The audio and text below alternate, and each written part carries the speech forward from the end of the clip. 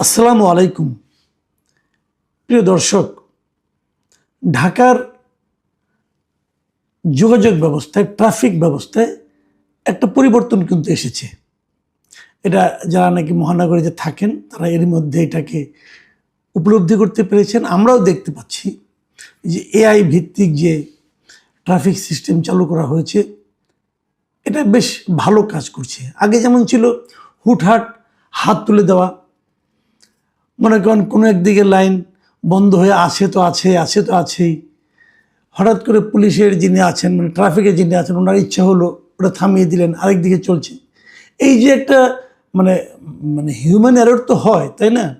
যে এ ধরনের যে ব্যবস্থাগুলি ছিল, সেটার পরিবর্তে যখন এআইটা আসলো, মানে ক্যামেরা এবং আইন লঙ্ঘন করলে ক্যামেরা দিয়ে মামলা, এবং সেখানে ট্রাফিক লাইটের কি মেনে চলার জন্য যে বাধ্যবাধকতা, এটা কিন্তু বেশ ভালো কাজ করছিল। এটা নিয়ে গতকালকে ডিএমপি একটা প্রেস কনফারেন্স করেছে এবং কিছু কিছু ভুয়া নোটিশ অনেকের কাছে গিয়েছে, কিছু জালিয়াত চক্র আছে এরা করেছে, সেগুলো নিয়েও নানা ধরনের প্রশ্ন ছিল।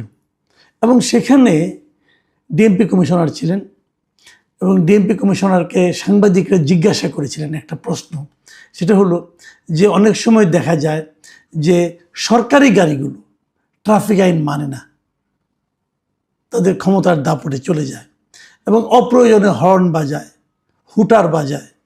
তো এটা ঠিক কিনা? এর জবাবে ডিএমপি কমিশনার তিনি নিজে যে কথা বলছিলেন, মুসলিউদ্দিন আহমেদ, তিনি বলেছিলেন যে ওনার উত্তরটা আমি হুবহু পড়ে শোনাই। উনি বলেছেন, প্রধানমন্ত্রী নিজেই ট্রাফিক আইন মেনে চলেন, সেখানে সরকারি বা বেসরকারি যেই হোক, ট্রাফিক আইন লঙ্ঘন করলে তার বিরুদ্ধে আইন অনুযায়ী ব্যবস্থা নেওয়া হবে। যেখানে হর্ন বা হুটার বাজানো নিষিদ্ধ, সেখানে জরুরি সেবার যানবাহন ছাড়া অন্য কেউ হুটার ব্যবহার করতে পারবেন না। মানে খুবই আদর্শিক কথা কিন্তু।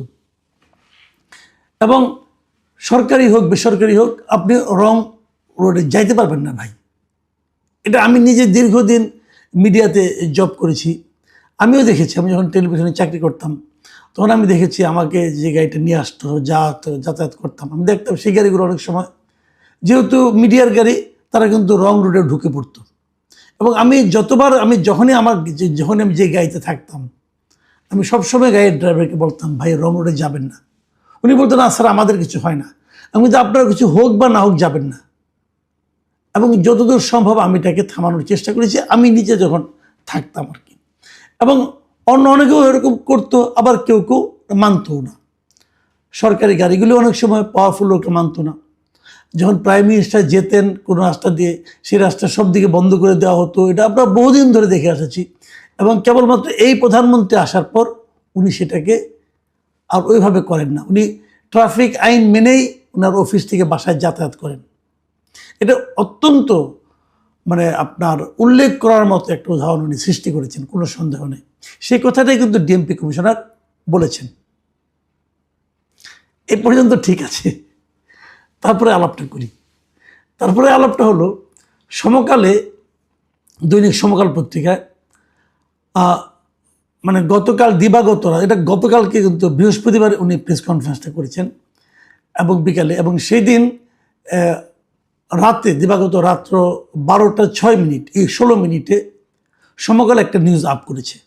সেই নিউজটার শিরোনাম হলো, ট্রাফিক আইন সবার জন্য সমান বলার পর নিজেই শৃঙ্খলা ভাঙলেন ডিএমপি কমিশনার। এবং সমকালে এই রিপোর্টটাতে বলা হয়েছে, ওই যে প্রেস কনফারেন্সটা করলেন ওখানে ডিএমপি কমিশনার মুসলিউদ্দিন আহমেদ, তিনি ওটা শেষ করে, ওটা ছিল ডিএমপির মিডিয়া সেন্টারে। আমি রিপোর্টটাই বরং আপনাদেরকে পড়ে শোনাই। ওখানে রিপোর্টে বলা হয়েছে যে, প্রত্যক্ষদর্শীরা জানান, মিন্টো রোডের ডিএমপি মিডিয়া সেন্টারে সংবাদ সম্মেলনে কথা বলেন কমিশনার। এরপর তিনি পাশেই ডিএমপি সদর দপ্তরে যান।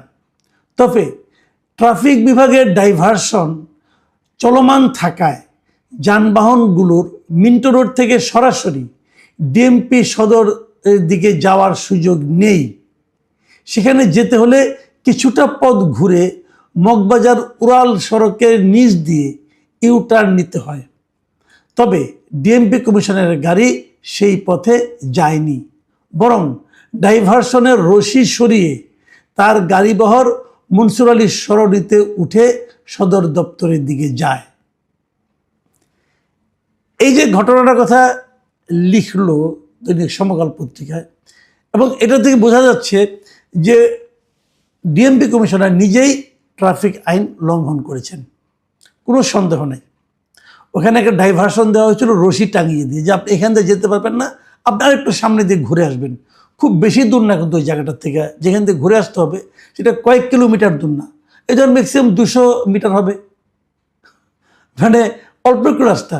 উনি সেই ধৈর্যটা ওনার ছিল না, এবং যেহেতু ডিএমপি কমিশনারের গাড়ি, উনি নিজে তো ড্রাইভ করেন নাই, ওরা সামনে একজন ড্রাইভার ছিলেন, এই ড্রাইভাররা এই কাজগুলি করেন। এটা কিন্তু কমিশনার বলেন না যে তুমি এই ডাইভারশনটাকে উপেক্ষা করে রশিটা সরিয়ে তুমি এখান থেকে রাইট টার্ন নাও, এটা কিন্তু ডিএমপি কমিশনার বলেন না, কেউ বলে না এগুলো। ড্রাইভার যারা থাকেন সবসময় যেটা হয় আর কি, মনে করুন বড় একজন কর্মকর্তার যে গাড়ি যখন ড্রাইভার হন, উনি কিন্তু ওই কর্মকর্তার মতোই ক্ষমতা অনুভব করতে থাকেন, এবং সেই কাজটাই হয়েছে, এটা আমরা বুঝি, এটা না বোঝার কোনো কারণ নেই। এবং এই প্র্যাকটিসটা বহুদিন ধরে চলে আসছে, তারা এভাবে করতো। কিন্তু এখন তো সেই সময়টা নাই রে ভাই, সেই সরকার প্রধানও নাই, সেই প্রধানমন্ত্রীও নাই। এই প্রধানমন্ত্রী তো নিজেই মানে ট্রাফিক আইন, তাহলে ডিএমপি কমিশনার মানবেন না কেন? ওই যে ডিএমপি কমিশনারের ড্রাইভার এই কাজগুলি করেন, তাহলে সেই ড্রাইভারকে ডিএমপি কমিশনার আগেই কেন ইনস্ট্রাকশন দেন নাই? এবং উনি কি এই ঘটনা ঘটার পর তাকে তিরস্কার করেছেন? এটা নিয়ে কিন্তু প্রশ্ন আমার আছে, প্রশ্নটা আগে ছিল না কিন্তু এখন আছে। কারণটাকে আমি বলি, এই যে 12টা 16 মিনিটে এই নিউজটা হয়েছে, এই 12টা 16 মিনিটের পরে, বেশিক্ষণ না, মাত্র 1.5 ঘন্টা পরে, মানে রাত 1টা 50 মিনিটে এই সমকাল পত্রিকাতেই ডিএমপির একটা সংশোধনী অথবা ব্যাখ্যা সমকালে ছাপা হয়েছে। আমি দীর্ঘদিন সংবাদপত্রে চাকরি করতাম, কিন্তু অনেক বছর, আমি এই টেকনিকগুলি জানি, পদ্ধতিগুলি জানি। ধরেন আপনার একটা 12টা 16 মিনিটে নিউজটা হয়েছে, সঙ্গে সঙ্গে হয়তো ডিএমপির চোখে পড়ে নাই, হয়তো 10 মিনিট 15 মিনিট পরে কেউ না কারো না কারো চোখে পড়েছে। চোখে পড়ার পর তারা তো তাৎক্ষণিকভাবে মুখে ফোন করে নাই, তারা লিখিতভাবে একটা লিখেছে, সেটা আবার ডিএমপি কমিশনারকে দেখিয়েছেন, অনেক কিছু কিন্তু করেছেন। করার পর দ্রুতবেগে, এত দ্রুতবেগে মানে কোনো সংশোধনী অথবা ব্যাখ্যা ছাপা হওয়া, এটা খুব রেয়ার কেস হয়েছে। ডিএমপি পাওয়ারফুল প্রতিষ্ঠান, হতেই পারে, কোনো সমস্যা নেই। ব্যাখ্যাটাতে কি আছে সেই ব্যাখ্যাটা আমি একটু আপনাদের সঙ্গে শেয়ার করতে চাই। ব্যাখ্যাটা ডিএমপি দাবি করেছে যে মিন্টো রোড কোনো একমুখী সড়ক নয়, এটি দ্বিমুখী চলাচলের সড়ক।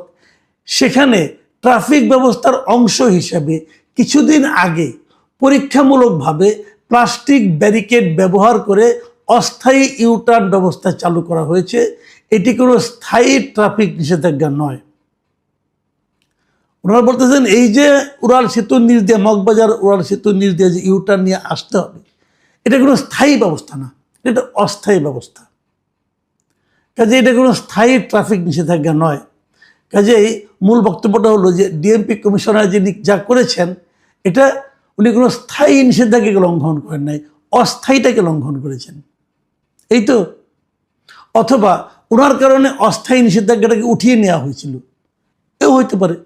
কিন্তু আমার প্রশ্ন হলো কি, আপনি অস্থায়ী বলেন আর স্থায়ী বলেন, নিষেধাজ্ঞা তো, ব্যারিকেড তো ছিল, আপনি ব্যারিকেডটা তুললেন কেন? আপনি যদি তুলেন, আপনি কি দেখালেন আমাকে? সবচেয়ে বড় কথা হলো এই ঘটনার মাধ্যমে ডিএমপি কমিশনার সাধারণ জনগণকে কি দেখালেন, উনি কি উদাহরণ তৈরি করলেন?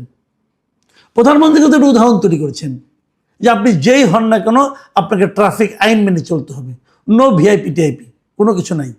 আপনাকে প্রাইম মিনিস্টার মানে সাধারণ মানুষের মতো আপনাকে নাগরিক হিসেবে আইন মানতে হবে। তো ডিএমপি কমিশনার সাহেব কি উদাহরণ তৈরি করলেন, এটা আমি একটু বুঝতে চাচ্ছি। উনি কিন্তু বলতে চাচ্ছেন যে যেহেতু অস্থায়ী নিষেধাজ্ঞা, সেটাকেও লঙ্ঘন করা যাবে। উনি কি এটাই করতে চাচ্ছেন? বোঝাতে চাচ্ছেন, এটা উনি বোঝান, তাহলে একজন সাধারণ মানুষ যদি এই কাজটা করেন, তাকে করতে দেওয়া হবে। যে কোনো একজন ব্যবসায়ী অথবা অন্য একটা সরকারি ছোটোখাটো চাকরিজীবী যদি এইভাবে ওই অস্থায়ী নিষেধাজ্ঞাকে সরিয়ে ইউটার্ন নেন, বলবে যে এটা তো কোনো স্থায়ী নিষেধাজ্ঞা নয়, আমি করলাম, ডিএমপি করতে দেবে? ট্রাফিক সিস্টেম করতে দিবে? মামলা হবে না? যেটা অন্যের জন্য নিয়ম না, সেটা আপনার জন্য নিয়ম হবে কেন?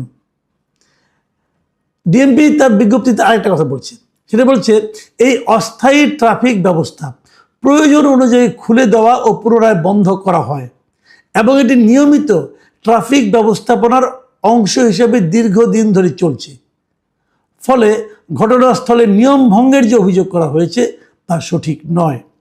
মানে বলছে যেহেতু অস্থায়ী, এটা প্রয়োজন অনুযায়ী খুলে দেওয়া হয় আবার বন্ধ করা হয়, তার মানে ডিএমপি কমিশনের ওখান দিয়ে নিয়মটা ভেঙে যাওয়াটা ছিল একটা প্রয়োজন।